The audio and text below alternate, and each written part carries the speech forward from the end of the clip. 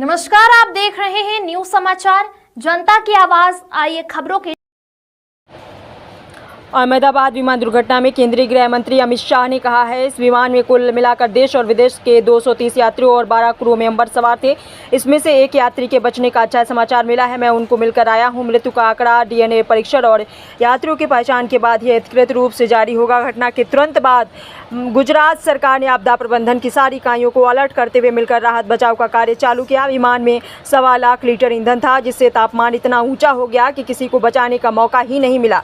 सभी यात्रियों के शव को निकालने का काम लगभग पूरा हो चुका है। जितने यात्रियों के परिजन पहुंच गए हैं, उनका डीएनए लेने का काम भी 2 से 3 घंटे में पूरा हो जाएगा। जिनके परिजन विदेश में हैं, उनको सूचित कर दिया गया है। आइए देखते हैं आगे की रिपोर्ट संवाददाता अभिषेक दुबे के साथ। इस विमान में कुल मिलाकर 230 यात्री देश के और विदेश के और 12 क्रू मेंबर सवार थे। इसमें से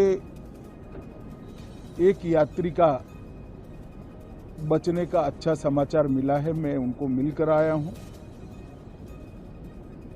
मृत्यु का आंकड़ा तो डीएनए परीक्षण और यात्रियों की पहचान के बाद ही अथॉरिटी अधिकृत रूप से घोषित करेगी,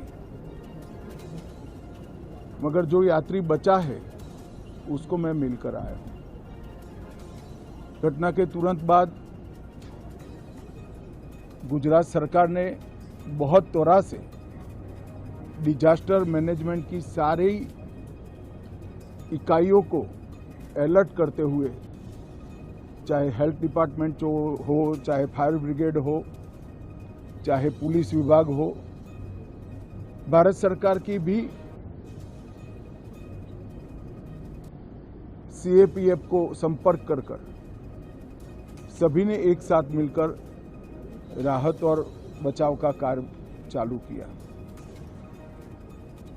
मगर 1.25 लाख लीटर ईंधन विमान के अंदर ही था और लगभग गर्मी तापमान इतना ऊंचा हो गया कि किसी को बचाने की मौका ही नहीं मिला। अब मैं घटना स्थान पर भी जाकर आया हूं।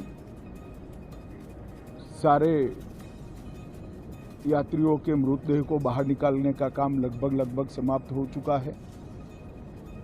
जितने यात्रियों के परिजन यहां पहुंच चुके हैं, वो सबका डीएनए लेने की कार्यवाही भी 2-3 घंटों में समाप्त हो जाएगी।